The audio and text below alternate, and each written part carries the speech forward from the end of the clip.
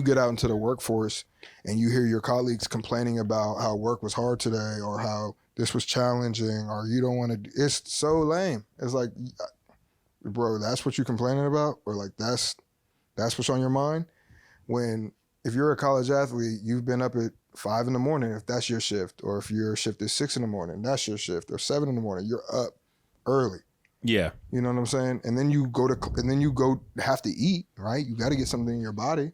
Maybe it's 8 a.m., 9 a.m., whatever. You go to the mess hall, or you go to the calf, I'm sorry. And then I said that like I was like a military cat. Anyway, Sir. Yeah. Bro, don't make me, because I said I wasn't going to slip. I mean, your dad wasn't in the military, so I guess it makes sense. Yeah, no, but I was going to say something else. Anyway, but in terms of OG talking about like how some coaches can be archaic, I definitely understand where Buddy coming from, but you know, some coaches have a proven track record. Like Nick Saban's putting guys in the league. Right. And they're creating generational wealth. Like, I understand I'm not going to get into the the NFL's a slave system, it's a farm system, okay, whatever. These guys are making generational wealth, and some of these guys retire early, like Barry Sanders with all their faculties. Yeah. And some of these guys playing right now are making 3 times what Barry Sanders ever made, and I don't want to get into the running back stuff, but. And so how do you feel about the NIL deals that's going on right now? Do you think that is a benefit to the individual athlete? Yeah, man, pay them.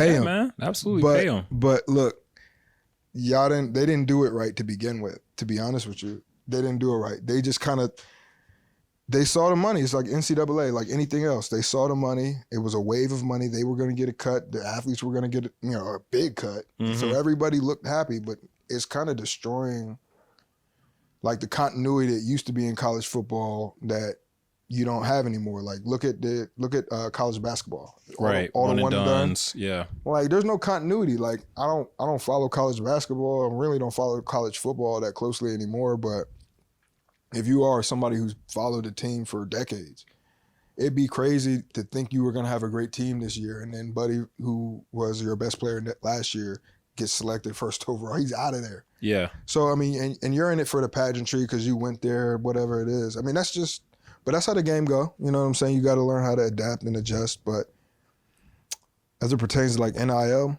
I love it, man. Pay the athletes, because that money out there, that whatever they're getting is nickels on the dollar. It's not pennies, because some of those guys is getting real checks, but it's nickels on the dollars of what the NCAA has been doing to college athletes for forever. So yeah, man, do it. And when they were getting cars and gold chains back in the day, that didn't matter either, because the teams was winning. You know what I mean? I'll be honest. That's how I feel as a former college athlete, knowing what it is to get up every morning. Still got to be a college student. You know what I'm saying? You can't just flunk out. Like there's not a lot of saving if you're a 1.9 or 1.7 student. Interesting. The NCAA will say you can't play and sit your ass down. So, okay. So I can understand that perspective of not just building football players, but also just building men that can do something consistently every single day, 7 days a week, right? Waking up in the morning, just being punctual. What we also want to ensure that we're not just, preparing the youth to be workers. We also want to prepare them to be employers. So welcome to Calvin Podcast. This is a very special episode. I got my cousin. It's not my brother, but he's just like a brother from another mother. My brother, Marcus Hughes, my cousin, Marcus Hughes. Marcus Hughes is literally like my better half. We used to hate each other at one point, but I love this dude to death. He is just, he was a person that accepted me when it first got out of Katrina. So if you all don't know, after Hurricane Katrina, I moved to Virginia, and this is the brother, man, that I lived with. And so what's up, Marcus? How you doing, man? What's good, man? Thanks for pulling up on me, bro. Okay, you gave me the cool look, man. I'm gonna need you to calm down with all the sexy eyes, man. I'm not your woman, dog. I need you to relax, man, with the sexy eyes. It's crazy, dog. How you try to turn up. It's crazy. You see how you turn up? See how you get in the podcast when you turn up? Okay. Nah, man. I see you. No, this is Marcus, though. So Marcus is like Birdman. We used to call Marcus Birdman because he used to always like rub his hands together whenever he would get his like haircut. You know what I'm saying? We used to always go to Smitty's, get our haircut every week. You know what I'm saying? And like Marcus is a dude that we traded clothes with. This is a dude that I traded clothes with you too. Yeah, these jeans was vicious, bro. And they wasn't on that. They wasn't on that up here. Yeah, man. They wasn't on that up here. I remember my first day in middle school, bro.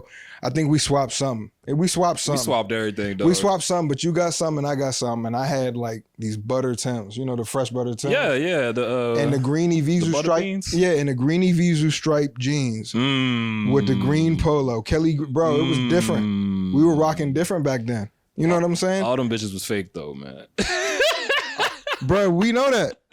I got my shit from the same guy you got yours from when we were down there, your man's. So Marcus' mom used to take us to the Maryland, oh my gosh. What do they call the outlets, right? No, it's not the outlets, bro. I'll think of the name of it. It's what was the name of it? Nah, it's Patasco. It's like Patasco, something like that. And literally every Jordan, every Lacoste, every Ralph Lauren shirt that you wanted on clearance was there, and we would run amok up in there. And it would take those clothes, bring them back to our schools that no one knew. Like, you know what I'm saying? Because that was like up Maryland. You know what I'm saying? Yeah. You had to be it was only cats from PG County. It wasn't a lot of cats. It wasn't a lot of cats like in Northern Virginia where we went to school. Right. Who was hip to it? You know what I'm saying? Shout out Aunt Thelma, Uncle Melvin. Yes, absolutely, man. So let's start there, man. So Northern Virginia, Annandale, man. I remember literally during the storm, Hurricane Katrina, we saved you all's numbers because before Katrina, that was my first time meeting you all. We had a family reunion in Metairie, and we had an amazing time in New Orleans together. That's where I met one of my other brothers, Travis, which is his longtime best friend, right? They grew up in Northern Virginia together, and we just clicked like clockwork, right? You know, it was something special, and then the Katrina happened, and my mom calls your mom up and was like, you know, can he come there for a couple months? And that couple months turned into 13 years, man. Was you up there that long? Was it 13 years? You was with us for 2 years and your mom came. Was it? I'm gonna say we've been in Virginia since we moved, man. We ain't go back, you know. And I just want to say thank you, you know, Marcus, obviously for just accepting me into your, you know, lifehood, your family, your comfortability. She's okay, and I love you, bro. I just want to say that, man. I got nothing but love for you, man, and I just appreciate you coming on Calvin on the podcast, blessing the podcast, man. How you doing today, man? What's up? Man, I'm good, bro. You know, I'm like it's funny, bro. I'm a much more private person. Like at 31 than I was at 21. Yeah. But like, you know, as you get older, you start to try to understand what's important in life. You know what I'm saying? Mm-hmm. Right, yeah. And ultimately, you know, if y'all know Calvin, y'all know Calvin. I ain't gonna get into it, but I really do appreciate what he's trying to do with our kids. You know what I'm saying? With our young black kids. Yeah. So that they understand that there's alternative paths and it doesn't matter like where you come from or what you're interested in. Like you can be you and be successful in this world. Yeah. So yeah, absolutely. When he was like anytime my cousin time we link up. So and he been asking me to do the podcast for a minute, but like I said, I don't. You know what I'm saying? But it made sense. So I'm glad you're here, bro. I'm glad man. You're here. So let's talk about it, man. So Marcus Hughes, man. What is a teacher first tip? off, yes. Just the first name, bro. Marcus, man. Well, I mean, I have to. Just the first name, dog. You keep putting the government all the way out there. Oh, Jesus. It's too late anyway. We here. We here. But like I said, we family, Marcus bro. Nellum. How about that? Okay. That's not even factually correct. And we'll just give a shout out to just our family, our New Jersey family, our New Orleans family out there. Just love you, Aunt Gail, Geraldine, Uncle Eric. I spoke to Uncle Eric a couple days ago. Alex, you know they in DR right now. Yeah. And well, Chris, my dad is an expatriate. Expatriate. Expat. And shout out to the veterans out there, you know. But yeah, man, let's jump into it, man. So Northern Virginia, man, what was it like growing up in Northern Virginia? Like just give us just like so the DMV, right? DC, the M, Maryland, right? But that Virginia aspect is very, very complex, right? Because Virginia isn't just Northern Virginia. And if you don't know, Northern Virginia is a part of Virginia, but we kind of consider it as its own state because once you pass Richmond, it literally becomes different. As soon as you get past Richmond, the socioeconomic status changes, the way the state changes, right? And so Northern Virginia technically is classified as, you know, it's right next to the capital. Very, very great school system. Very, very, very vibrant economy. Very diverse. I remember when I first moved here, it's just the influx of just, you know, Latinx, Central America, South American, just everyone's here, right? And so growing up there, you know, growing up here, right? What was it like, man? Just your grade school, man, and like what were the type of teachers you had? So when we talk about DMV. Like, if you're from PG County or you're from DC, I understand this is just Virginia. I get it. We soft. If not, I'm just joking. That's how y'all proceed. Being from Northern Virginia, man, it's cool. Yeah, she in the cut. It's all right. She's okay. Yeah, being from Northern Virginia, it's always been cool. You got a lot of opportunities out here that, you know, maybe in other parts of the world, other parts of, like, first off, I consider myself a citizen of the world. I got a chance to travel when I was very, very young. So, like, when you put things in perspective, coming from here is absolutely amazing, first and foremost. When you put everything in perspective, like what other people grow up in. And I'm not talking about your mom talking about, oh, I had to walk 6 miles. No, I'm talking about just like what life is in 2023 for other people in the world. But being from here was awesome. You know, got exposed to a lot of different cultures, like you said. Got exposed to a lot of different opportunity. I remember. So I'm born in '92, right? Right. I'm the oldest. Yeah, but you were born in '91, late '91. Yeah. Anyway, so we're close. But I don't know. 6 months apart. I don't know what it was, but my pops, he was.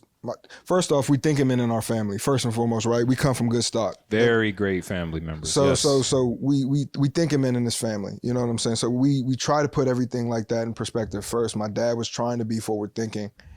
And he enrolled me in like an elementary school that was it was an immersion elementary school, dual immersion. So growing up from 1st through 6th grade, half of my classes would be in English and half of my classes would be in Spanish. Wow. So English is always in English. Like you can't learn English in Spanish, but science could be in Spanish 1 year and then be in English another year.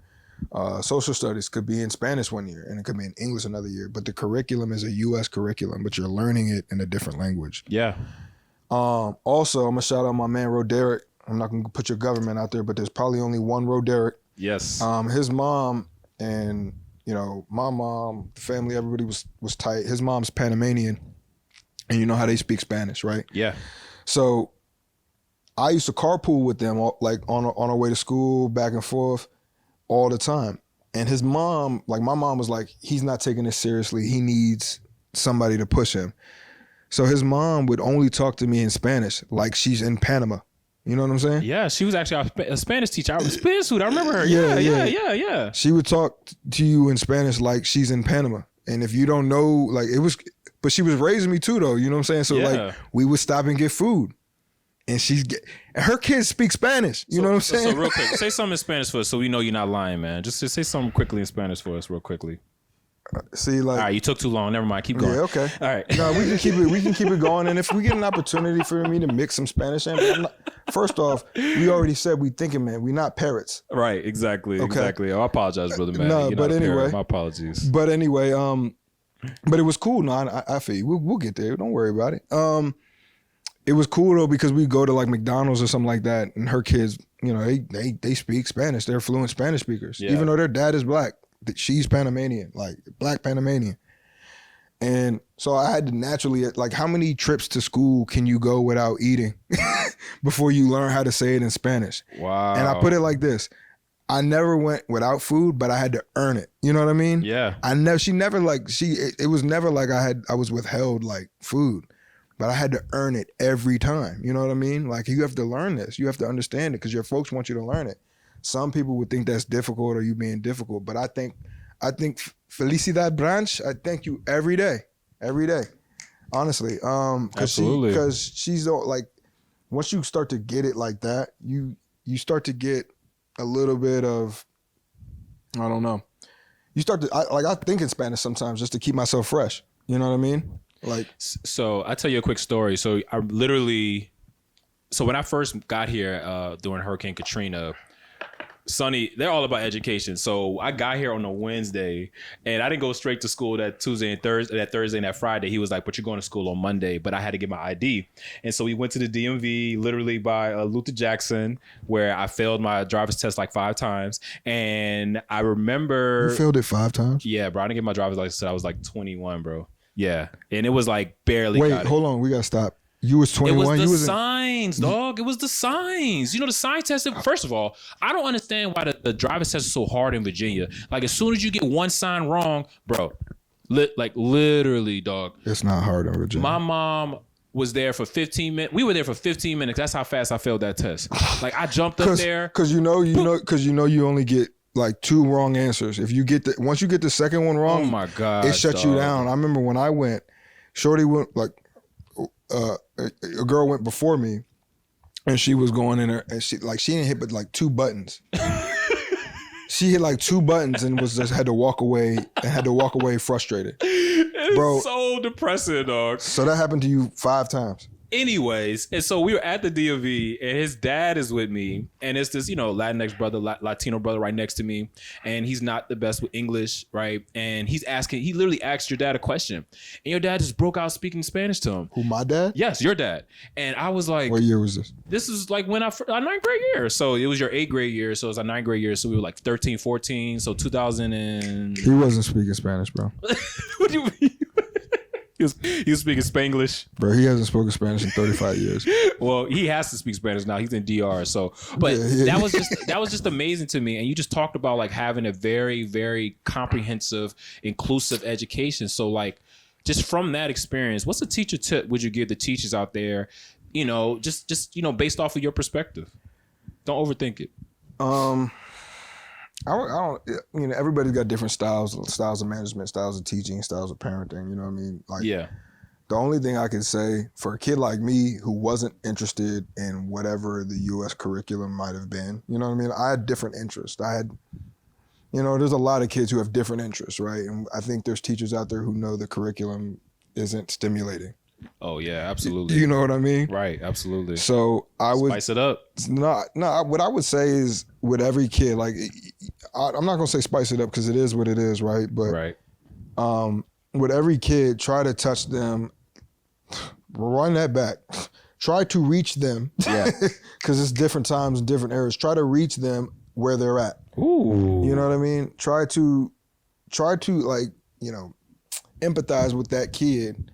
And I'm not saying like be sympathetic to everything, but try to meet them where they're at and try to bridge the gap between, being a teacher and an authority figure. And I'm not saying a friend because adults shouldn't be friends with kids, but but I think you should try to meet them where they're at and give them some grace as children and let them grow in that, because there's a lot of like I wasn't really always into like education. I had like different interests. I have we could be talking about this at, social studies or something like that. I was never good in math, right? Yeah. There was nothing any math teacher could ever do for me other than say, hey, listen, I want you to get through this, try to motivate me to get through it. Absolutely. That could help me get through it. So absolutely. I think when it comes to, teaching kids and trying to get through to them, just the biggest thing that helped me, and I think would help kids like me, is making sure they understand that they're going to have to do hard things in life, and you can't just turn your head and run away from them, but try to meet them where they're at and motivate them to get past it. That's like any other obstacle that they're going to go through in life. So let's kind of go from, maybe from a classroom, let's go more on the football field. So you played sports, you played collegiate sports. Congratulations. That's an amazing opportunity. A lot of people don't get that opportunity. And you got to go to a really great university in Pittsburgh, and you got to play halfback, tailback, and you got to experience that whole college experience. So just maybe before we talk about that, right? What was high school like? What was middle school like? And try to think about like a really great teaching memory that you remember that just like really just made you, you know what I'm saying? Just appreciate being an academic, appreciate being an intellectual, appreciate being a scholar. So the question is? Yeah, just a really good memory in school. Good memory in high school? Yeah. Man, high school is, And what high school did you go to? I went to Falls Church. Shout out to Jaguars. Woo woo. I went to Falls Church too. No, you didn't. You went to our rival. I did go to Falls Church for a year, 2 years actually. Nah. Show me your yearbook. What? You don't get a yearbook if you don't graduate, brother, man. I mean, you could get a yearbook. You could get a yearbook at the end of every year. This is a podcast about you, brother, man. Uh-huh. And so how was Falls Church? Falls Church is in Falls Church, Virginia, if you don't know. And it's in a predominant, it's a really great neighborhood, really, really dope school. Have you seen Kingsley Commons in like the Congo? KC, yeah. The condos they're building across from there? Yeah, it's miserable, dog. It looks crazy. I hate it. It looks crazy. It looks congested. But anyways, just like, bring back Monticello. Oh yeah, so they had to like tore down Monticello, right? No, it's still there, but it's like it's coming. You building these $700,000 townhomes, it's pushing people out, man. Come on, man. Come on, man. You know what you're Gentrification, doing. bro. You know what you're doing. It's real out here. But yeah, man. So just like, what's a great childhood memory you think about just like in class? Class, man. Like when I think back on it, like I was more of a serious kind of cat. Like I knew what I wanted. Like I would have fun. Like my group of friends, love all y'all guys. Y'all know who y'all are. FC BAM, you know what it is. But that was more so like kid hijinks, you know what I'm saying? And we're still very, very close. They're still my best friends to this day. Yeah. But I was always a little bit more serious. And some of those guys in that we were friends because we're a little bit more focused. But in high school, I think I had a little bit more focus than them just because of my upbringing, my father and how he raised me. You know, like I said, we thinking, man. I just got a bad memory. I just thought about like, when we got punished forever. Oh my god. Yeah, we can get to that. But that was in high school too. So I think we might as well just get to that, right? Just get to that. No, you were in high school and I was bro. Well, wait, were we both in high school or you was in 9th grade, I was in 8th grade? I was in 9th grade, you was in 8th grade. And if we came down with a C, it was a C? No, bro, I don't know what it was. It didn't make sense. Progress report D's, dog. We got progress report D's, reports. dog. And he would be like, "Oh, you're grounded until the next progress report." Bro. Not a test on the progress report. You couldn't it's homework. leave the house. It's homework. The closest you could have gotten, it was taking that trash out, bro. Yeah, bro. Remember, all we could do was take the trash out. All we could do is take the trash out, dog. And that's what trash out gives us that nice little allowance. But what I'm trying to say is, though, like, did it work though? Yeah, bro. I still have nightmares.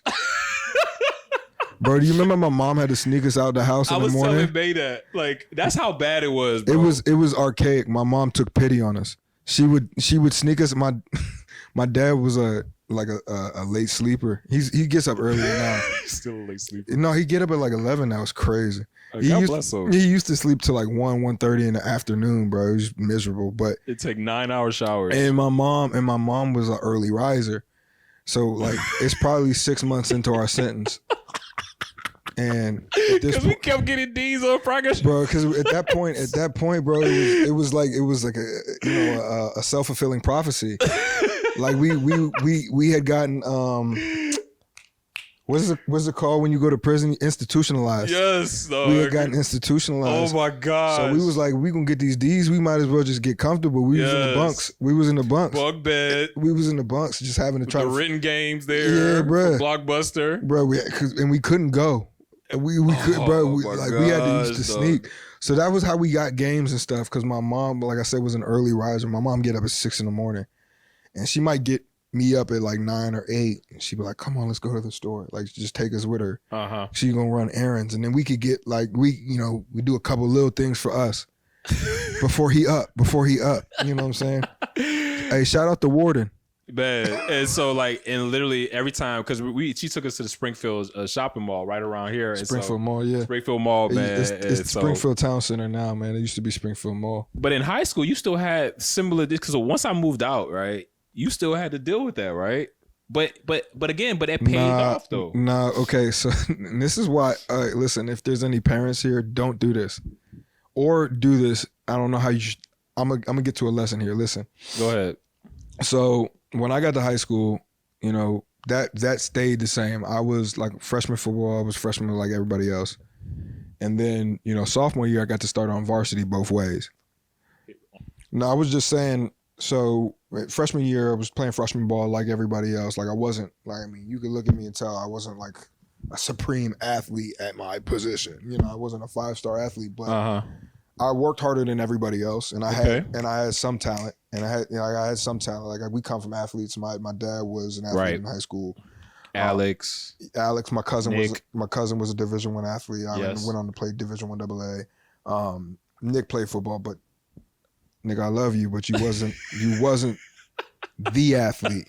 You were the chef, and you were the cousin that looked out. Nick, absolutely. I'm just gonna do this one time. I've told you this before, Nick. You were the cousin that looked out for me when I didn't know what I needed. So, hey man, you wasn't the athlete, but you know exactly who you are. Nick is amazing. Shout out, Nick. Love you, Nick. Yes. Yeah. And Kat. But anyway, so see, you got me off talking. We talked about Nick. I was trying to tell the parents something. Anyway, what I was saying is about the archaic prison sentences for D's on progress reports. I think it makes sense. but you have to be like consistent. So my sophomore year, I'm starting on varsity both ways. I get a D on a progress report. My dad marched his all the way, and and I hope you watch this, Dad. He marched all the way on the field, because I still get grief for this to this day from Travis and anybody else who play ball with me. I'm a 2A starter on varsity as a sophomore. And he comes out on the field and says, yeah, my son, he getting bad grades. He can practice, but he can't play. They say, what, like we got a game in a couple of days. He plays 2 ways for us. What do you mean he can't play? Oh, I remember Coach Jackson. He was our running backs coach and the running back and linebackers coach at the time. He said, oh, so you want to get bad grades? Huh, dummy. I think I worked out. I think I worked out for the rest of the practice. And then finally I got my life together, my stuff together, and got to rejoin the team. But the point that I'm making is he pulled me out as a sophomore. My senior year, my grades dipped a little bit. It wasn't nearly as bad as it was then, but they dipped. It was noticeable, and he got a progress report. I was leading the region in rushing at that point. Yeah, man. You didn't pull me out. Uh-oh. But no. But I understand. Me and my dad have had that conversation. We like at this. What did he say? Well, no, not that conversation. The conversation that says like everything that he was doing for me was to help